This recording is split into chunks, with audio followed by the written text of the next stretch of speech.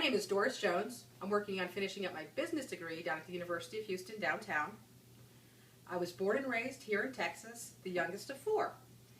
And I have a young son that just graduated high school this past week, and he'll be attending the University of Houston in the fall. I've been working for Dish Network for about 13 years, and part of my job is to visit different offices and teach them about new software and processes.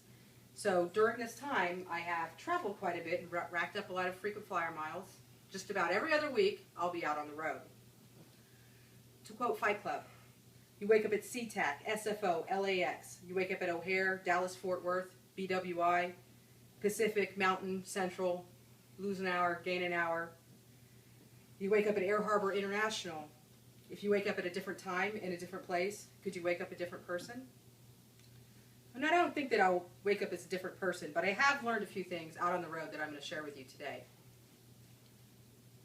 When you are traveling, you'll have a large amount of free time on your hand, at the airport or on the plane. Some people suggest that you get a Kindle to read during that time, but I have found that listening to audiobooks is much more convenient. You can't read a Kindle while you're driving or while you're waiting in a security line. You also spend a couple nights out on the road, eating dinner by yourself, and those audiobooks really keep me entertained. I would look pretty strange out at the restaurant having dinner conversation all by myself. However, I'm sure it looks pretty strange to the other folks at the restaurant when I just start laughing for no apparent reason. The second thing that I've learned while I'm out traveling on the company's dime is that you have to take advantage of that time. You have to get out and see some sights, do some things. In order for me to do this, that usually means I have to go to work at 4 o'clock in the morning, and I end up pretty tired at the end of the day after waking up that early and going and doing my little adventures. But it's totally worth it. I've been able to see the wonders of Yosemite, won a few bucks at the Vegas airport, and went to go see a Broadway show. I'm in Jersey a lot while I'm traveling, and I've gone into New York City several times with other people, but a couple weeks ago, I went all by myself. And this time, I went to the Metropolitan Museum of Art. And let me just tell you what, that place is amazing. Comparing the Houston Museum of Art to the Houston Museum of Art is like comparing Disney World to a merry-go-round. It's not too shabby to get out to visit all those places, but all it causes me is a couple hours of sleep, and I'll probably catch that up on the plane.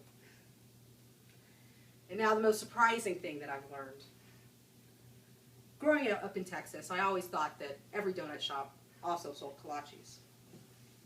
So this one time I was in Tampa, and I offered everybody, hey, I'll go out and get some donuts and kolaches for everybody.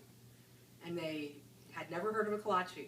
And I thought maybe, okay, it's just them. It's got to just be them. So I went over to Dunkin' Donuts and asked the guy for some kolaches, and he looked at me like I had just lost all my marbles. Ever since that day, whenever I go somewhere new, I always ask if they had ever heard of a kolache. And you know what I get the most answer from? Kolache? What is that, a band or something? Anyways, everywhere I go, nobody's ever heard of a kolache unless they were either from Texas or had a Czech background. The worst part about it is when I try to explain what a kolache is, they just think I'm talking about a pig in a blanket. If only they knew. Well, I do miss my family while I'm traveling. I do get the opportunity to visit some amazing places. I have time to listen to my audiobooks. If only I could teach the world a little bit more about kolaches, traveling would be a lot easier. Thanks, and I'll see you next time.